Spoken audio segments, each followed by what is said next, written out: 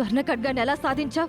మనసుంటే మార్గం కరువా, బాధ్యతుంటే విజయం కరువా. అందుకే దీక్ష తీసుకున్నాను.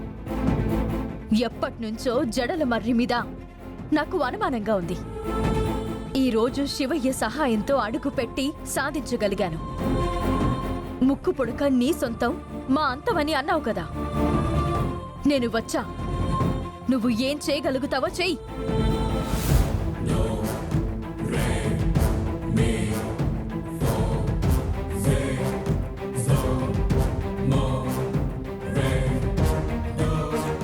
అమ్మా భవానీ, ఈ వశీకర నా బిడ్డ మీద మంత్రప్రయోగం జరిపింది.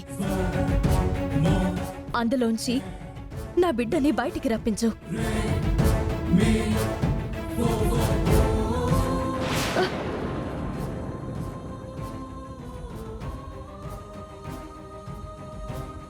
అమ్మా, నువ్వు ముక్కు పుడకను తీసుకుని వెళ్ళి నానమ్మకివ్వు. నేను దీన్ని అంతం చేసొస్తాను. ఇద్దరం కలిసి దీన్ని అంతం చేద్దామమ్మా. హే వశీకర, తలుచుకోవే నీ దైవాన్ని.